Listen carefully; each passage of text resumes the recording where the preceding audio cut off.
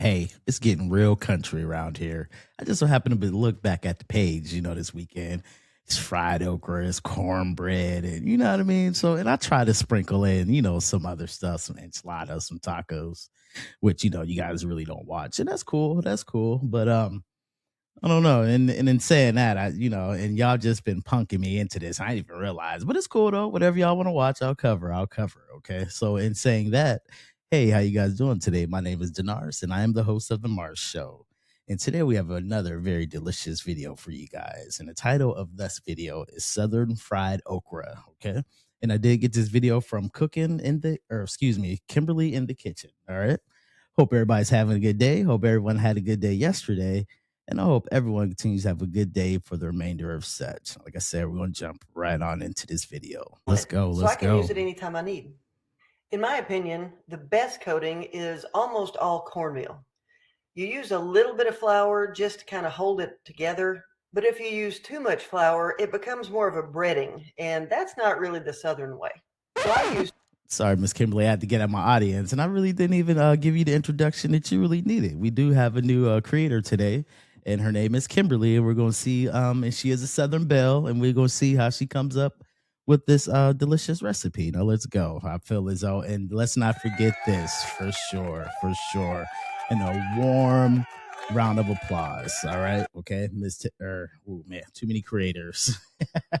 Miss Kimberly, the floor is all yours. Let's go. Let's go. 2 cups of cornmeal and only a 1/4 cup of flour, then a whole bunch of black pepper and some salt.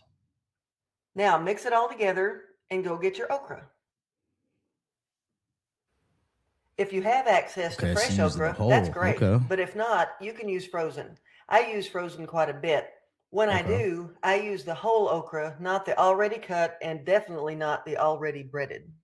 If you're using frozen, then lay them out and let them thaw for just a few minutes. But before they're completely thawed, you want to go ahead and cut them. Here on out, whether you're using fresh or frozen, the method is exactly the same. Cut off the tough stem end and discard that. Then cut the rest of it in about 1/2 inch pieces.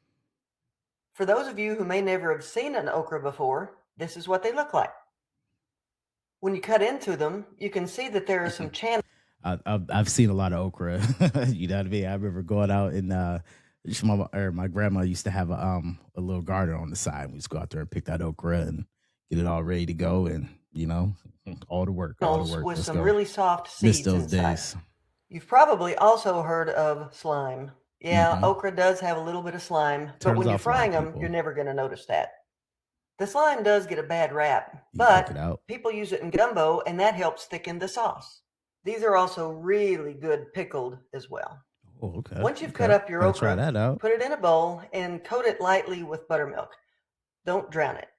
Let it soak for a little while you get your oil and your draining station set up. Get a heavy pan or skillet and put about 1 inch of oil in it. Then set up something for it to drain in. A rack like this over a pan or even a plate with paper towels will work. Whether you're using a bag or a bowl to coat them, just coat a few at a time. Okay, so drain them off a little, and put them in, and then coat them so that they don't clump up together. Whatever you do, don't just turn the bowl up and pour them all in at once. They will definitely be one big clumpy mess. Exactly. Really coat them well, especially if you're using a bag. Keep shaking it and then press it down. You want to really press that coating onto the okra. Okay, you working? Don't squash the okra. They're frozen. Still be careful. When they're well coated, just leave them sitting there for a little while, and that'll help the coating adhere better. It'll definitely absorb in. Okay, I see you. Make sure your oil is at 375. As you can see, I've already fried some squash, which is another show on Kimberly in the Kitchen. Carefully put your okra in the oil, but don't overcrowd the pan. You don't want to cool down the oil. Move them around occasionally so that they can brown evenly. If they start to splatter too much, which sometimes they do, use a splatter screen if you've got one.